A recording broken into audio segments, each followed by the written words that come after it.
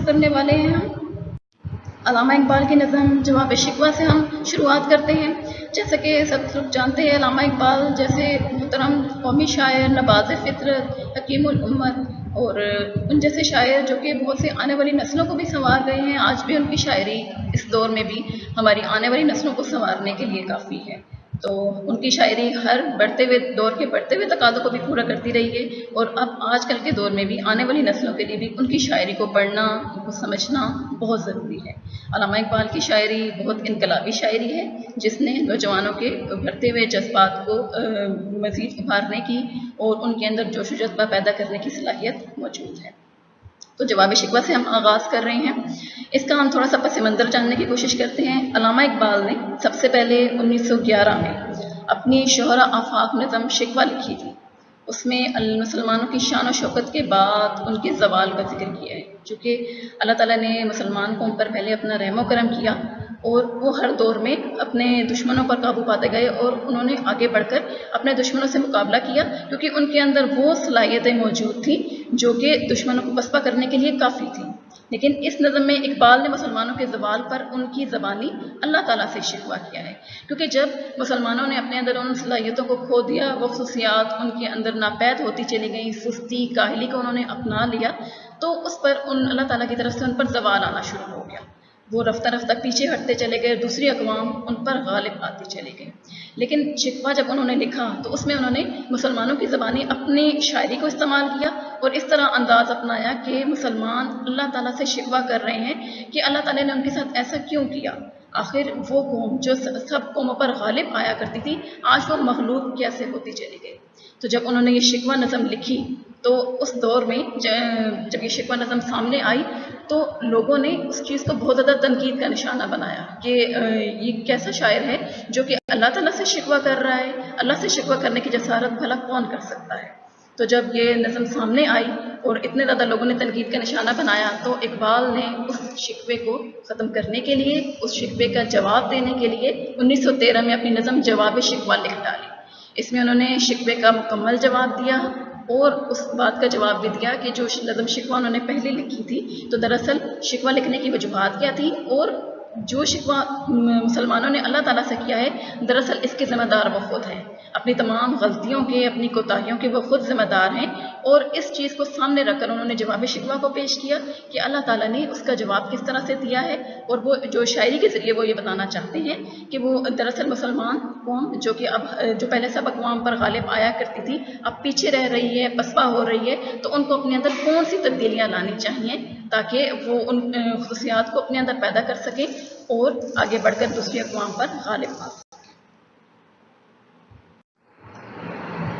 تو جواب شکوہ ہم شروع کرتے ہیں۔ اس کا سب سے پہلا بند: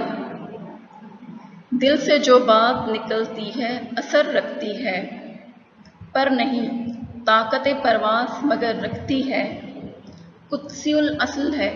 رفعت پہ نظر رکھتی ہے، خاک سے اٹھتی ہے گردوں پہ نظر رکھتی ہے، عشق تھا فتنہ گرو سرکش و چالاک میرا، آسماں چیر گیا نالہ بے باک میرا۔ اس میں کچھ مشکل الفاظ بھی ہیں جن کے معنی آپ کو ساتھ ساتھ بتا دیتے ہیں۔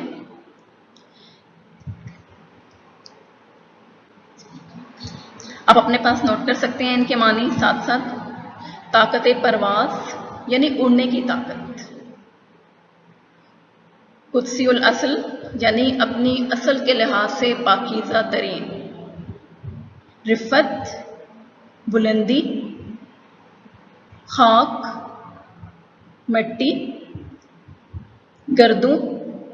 آسمان، فتنہ گرو سرکش و چالاک۔ ان تمام الفاظ کا تقریباً ایک جیسا ہی مطلب ہوگا جو آپ کو تشریح میں وضاحت کے ساتھ بتایا جائے گا، یعنی بے باکی، چالاکی اور انسان کا نڈر ہو جانا، فساد برپا کر دینا۔ نالہ بے باک یعنی میری ثابت قدم رہنے والی فریاد۔ پس منظر میں ہم چونکہ پہلے بھی بیان کر چکے ہیں کہ یہ جواب شکوہ کا دراصل مقصد کیا تھا کہ بہت بڑا حلقہ علامہ اقبال سے بدظن ہو گیا تھا شکوہ لکھنے کی وجہ سے، تو اس کا جواب دینے کے لیے، ان کے اس انداز کا جواب دینے کے لیے انہوں نے جواب شکوہ لکھا، جو کہ 2 سال بعد 1913 میں انہوں نے جلسے میں پڑھ کر یہ نظم سنائی۔ تو ہر اس شکوے کا جواب اس میں دے دیا گیا ہے، اور اس نظم میں علامہ اقبال نے مسلمانوں میں موجود خامیوں اور زوال کے اسباب اس قدر دلکشی سے بیان کیے کہ ہر شخص اپنا جواب پا چکا تھا، یعنی جو ان کے ذہن میں ایک خاص قسم کی ایک کشمکش چل رہی تھی، وہ کشمکش اس جواب شکوہ کے منظر عام پر آنے کے بعد دور ہو گئی۔ ٹھیک ہے، اب پہلا بند شروع ہو چکا ہے، ہم اس کی تشریح کی طرف آتے ہیں۔ اس پہلے بند میں چونکہ یہ شروعات ہے نظم کی، تو آپ دیکھیں گے کہ علامہ اقبال نے اس نظم کی شروعات کس طریقے سے کی ہے کہ انہوں نے پہلے ایک بات کا ذکر کیا کہ دل سے جو بات نکلتی ہے اثر رکھتی ہے، یعنی انسان جب کوئی بات اپنے رب سے کہنا، اس میں یہ کہا جا رہا ہے کہ جب بھی انسان کوئی بات کہنا چاہتا ہے تو وہ بات جب دل سے کہتا ہے تو اس کی اس بات میں تاثیر ضرور ہوتی ہے، اور جب اس کی اس بات میں تاثیر ہوتی ہے تو وہ بات آگے بڑھ کر اثر بھی ضرور کرتی ہے۔ یعنی ایک انسان ایک عام بات کہتا ہے، لیکن جب تک اس کی اس بات میں وہ اثر نہ ہو، دوسروں کو متاثر کرنے والی صلاحیت اس کی اس بات میں وہ تاثیر موجود نہ ہو، وہ انسان کسی کے دل پر اپنی کہی ہوئی بات کے ذریعے اثر نہیں کر سکتا۔ تو جو انسان پورے خلوص سے اپنی بات کرتا ہے اور وہ بات جو کہ دل کی گہرائیوں سے نکلتی ہے تو وہ ضرور اثر کرتی ہے، کیونکہ اس میں درد ہوتا ہے، اس میں سوز ہوتا ہے، اور لوگوں پر اس کا اثر زیادہ ہوتا ہے۔ تو علامہ اقبال چونکہ اس دعا کی اہمیت پر غور و فکر فرما رہے ہیں کہ جب انسان شکوہ کرتا ہے، ویسے تو شکوے کے کئی طریقے ہوتے ہیں، انسان رو دھو کر بھی فریاد کر سکتا ہے، اپنے رب سے اپنی شکوے کا ذکر کر سکتا ہے، زوال کے اسباب کا ذکر کر سکتا ہے، لیکن شکوہ جب دعا کی صورت میں ہوتا ہے تو دعا میں آپ کے تمام تر جذبات، دل کی گہرائی شامل ہو جاتی ہے، تو تاثیر کا ہونا، تو جب دل کی گہرائی شامل ہو تو انسان پر اس کا اثر لازم ہو جاتا ہے۔ ٹھیک ہے، پر نہیں طاقت پرواز مگر رکھتی ہے، یعنی جس طرح ایک پرندے کے اندر اڑنے کی طاقت موجود ہوتی ہے، لیکن اس کے پاس پر بھی موجود ہوتے ہیں، لیکن اڑنے کی طاقت اس کی پروں کی وجہ سے اس میں آ جاتی ہے۔ اگر کسی پرندے کے پر کاٹ دیے جائیں تو پھر وہ اس کے باوجود وہ اڑنے لگے تو ایسا تو ممکن نہیں، لیکن یہ دعا کے ہی ساتھ ایسا ہوتا ہے کہ جیسے پرندہ ایسی صورت اڑتا ہے جب اس کے پر ہوں، لیکن دعا اس پرندے سے کہیں زیادہ طاقتور ہوتی ہے، اور پھر فرماتے ہیں کہ دعا کی اصلیت فرشتوں کی طرح پاک ہوتی ہے، قدسی الاصل ہے، رفت پہ نظر رکھتی ہے، یعنی چونکہ دعا تو پاکیزہ ترین ہے، اللہ تعالیٰ نے خود قرآن پاک میں بھی یہ فرما دیا گیا ہے کہ مجھے پکارو میں تمہاری فریاد کو سنتا ہوں۔ یعنی مسلمان جب اللہ تعالیٰ سے اپنے رب سے فریاد کرتے ہیں، رو کر دعا مانگتے ہیں، تو وہ اس کی فریاد، اس کی دعا سیدھا آسمان کی طرف چلی جاتی ہے، اس کا رب اس کو قبولیت کا شرف بخش دیتا ہے۔ وہ کہتے ہیں کہ وہ کرسی الاصل فرشتوں کے لحاظ سے اس طرح ہے کہ فرشتے تو آسمان پر رہتے ہیں اور پاکیزہ ترین ہوتے ہیں، لیکن انسان کی نظر زمین پر موجود ہونے کے باوجود آسمانوں کی سیر کرنے کی طاقت رکھتی ہے۔ یعنی انسان کے اندر اللہ تعالیٰ نے انسان کو اشرف المخلوقات ہی اس لیے بنایا کہ تمام فرشتوں کو دنیا میں اپنا نائب اور اپنا خلیفہ ہی اللہ تعالیٰ نے اس لیے اس کو انسان کو بنا کر بھیجا ہے کہ اس کے اندر یہ تمام خصوصیات موجود ہیں، اس کے اندر جذبہ عشق موجود ہے، خاک سے اٹھتی ہے، گردوں پہ گزر رکھتی ہے۔ علامہ اقبال فرماتے ہیں کہ میرے عشق کی انتہا یہ ہے کہ اس میں ہلچل پیدا کرنے کی اور بے باکی کی تمام تر طاقت اس میں موجود ہے۔ یعنی میری یہ دعا، یہ جذبہ عشق کی بدولت میرے اندر یہ خصوصیت موجود ہوئی ہے کہ میری دعا خاک سے اٹھی ہے، یعنی میں اس خاک سے بنا ہوا انسان ہوں، مٹی سے بنا ہوا انسان ہوں، مجھے جانا بھی مٹی ہی میں ہے، مٹی سے مجھے بنایا گیا، اس سے اٹھایا گیا ہے، اور میری دعا بھی اس خاک سے اٹھی ہے، لیکن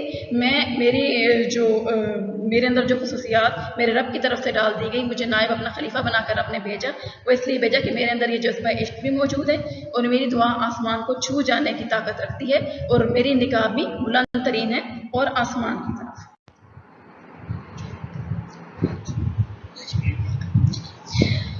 عشق تھا فتنہ گر و سرکش و چالاک میرا، آسمان چیر گیا نالائے بے باک میرا۔ اب علامہ اقبال مسلمانوں کے ذریعے اس کی دعا کی قبولیت اور اس کے بعد اس کے جذبہ عشق کی طرف اشارہ کرتے ہیں، کہتے ہیں میری یہ دعا قبولیت کو شرف کیوں حاصل کر رہی ہے، میری دعا نے آسمان کو کیوں چیر ڈالا، کیونکہ میرے اندر جذبہ عشق موجود تھا، میری زبان سے میرے دل سے نکلا ہوا شکوہ آسمان کے پردے پھاڑ کر عرش کی بلندیوں کو چھو رہا ہے، اور میرے شکوے کی آواز نے ہر طرف ایک ہلچل مچا دی ہے، زمین سے لے کر عرش تک ایک ایسا شور برپا ہو چکا ہے کہ ہر کوئی میری اس آواز کی دہشت میں ہے۔ کیونکہ میں اپنے انسان کو اللہ تعالیٰ نے اپنا نائب اور خلیفہ بنا کر بھیجا ہے، اور یہ جذبہ عشق اس کے دل میں سما گیا ہے، تو یہ جذبہ عشق اس کی جو دعا کی قبولیت ہے اس کا بھی ضامن بن چکا ہے، تو وہ اس کی اس آواز کو، اس کی اس دعا کو نظر انداز نہیں کیا جا سکتا۔ تو کہتا ہے کہ میں تو زمین کا رہنے والا ہوں، میں خاکی ہوں، مٹی سے بنا ہوا ہوں، لیکن اس جذبہ عشق کی بدولت میرا یہ فریاد، میرا یہ نالہ ایسا بے باک تھا، ایسا فتنہ انگیز تھا کہ اس نے آسمان میں بھی اپنا فتنہ برپا کر دیا، اس نے آسمان میں بھی ایسا شور، ایسی ہلچل اس نے آسمان میں مچا دی کہ آسمان کے پردے پھاڑ دینے والی میری آواز کی دہشت ہو گئی، اور کوئی بھی میری اس آواز کو نظر انداز نہیں کر سکا۔ اور اب اس کی وجہ بھی علامہ اقبال آخر میں بتاتے ہیں کہ شاید یہ علامہ اقبال کہتے ہیں کہ میں چونکہ حضرت محمد مصطفیٰ صلی اللہ علیہ وآلہ وسلم کا امتی اور عاشق رسول ہوں، اس لیے میرا عشق مجھے اس مقام پر لے آیا کہ میری اس فریاد نے آسمان کو چیر دیا، اور عرش بری پر اللہ تعالیٰ تک میری یہ فریاد پہنچ گئی۔ شاید میری یہ فریاد عام سی فریاد ہوتی، میری اس دعا میں اثر بھی نہ ہوتا، لیکن کیسے نہ ہوتا کہ میں اس کے نبی صلی اللہ علیہ وسلم کا ماننے والا ہوں، اللہ تعالیٰ نے مجھے نائب اور خلیفہ بنا کر بھیجا، اس مٹی میں اس نے مجھے زمین پر بھیجا، اور میرے اندر عشق رسول چونکہ سما گیا ہے، تو یہ عشق رسول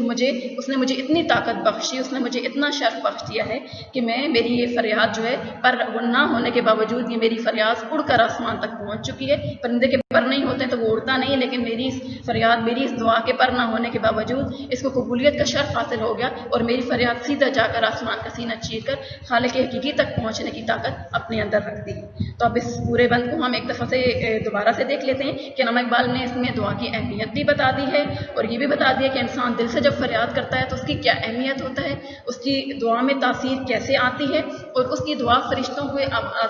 فرشتوں کی سننے کی صلاحیت تک بھی پہنچ جاتی ہے۔ اس کے علاوہ آسمان پر موجود تمام چیزوں کو اپنے اندر سمو لینے کی طاقت بھی رکھتی ہے، اور آسمان میں ہلچل مچانے کی طاقت بھی اس لیے رکھتی ہے کیونکہ یہ ایک انسان ہی ہے۔ اللہ تعالیٰ نے حیوانات، نباتات، جمادات سب چیزیں پیدا کی ہیں، لیکن جو اشرف المخلوقات کا درجہ دیا وہ ایک اس خاکی انسان کو دیا ہے، اور چونکہ نبی صلی اللہ علیہ وسلم کی امت سے ہم انسان ہیں، ہم مسلمان ہیں الحمدللہ، تو نبی صلی اللہ علیہ وسلم کی امت سے ہونے کی وجہ سے ہماری اس دعا کی اہمیت ہمارے رب کریم کے نزدیک جا کر اور بھی بڑھ گئی۔ تو اقبال بھی یہی چیز کہتے ہیں کہ شکوہ تو میں نے رب سے کیا، میں نے تو فریاد اپنے رب سے کی، لیکن اس میری فریاد کا اتنا اثر ہوا کہ یہ آسمان کا سینہ چیر کر وہاں تک پہنچ گئی۔ شاید میں کوئی عام سی بات کہتا تو میری یہ آواز وہاں تک نہ پہنچ پاتی، لیکن یہ میرا شکوہ تھا، میرے دل کی آواز تھی، مجھے اپنے رب سے شکوہ تھا، میری ایک فریاد تھی، تو میری یہ فریاد اتنی اہمیت میرے رب کے نزدیک حاصل کرتی چلی گئی کہ میری اس فریاد نے آسمان کا سینہ چیر کر رکھ دیا، اور یہ تمام فرشتوں تک بھی پہنچ گئی، اور آسمان پر رہنے والی ہر ایک چیز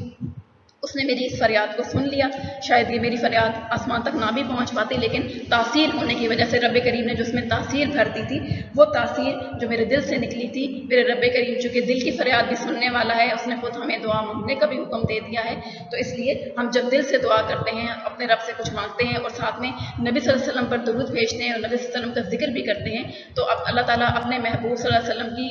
امت کے اس فریاد کو کیسے رد کر سکتا تھا۔ اس لیے میں رب کا شکر ادا کرتا ہوں کہ میری فریاد فوراً آسمان تک پہنچتی، میرا عشق مجھے اس مقام پر لے کر آیا کہ میری فریاد نے آسمان کا سینہ بھی چیر ڈالا، اور رب کریم تک میری فریاد پہنچ گئی۔ تو میرا اس لیے یہ شکوہ تھا میرے رب سے، لیکن خدا کا شکر کہ میرا شکوہ ایک عام شکوہ نہیں تھا، رب تک میرا شکوہ پہنچ گیا، اور رب کریم نے میرے اس شکوے کو سن لیا۔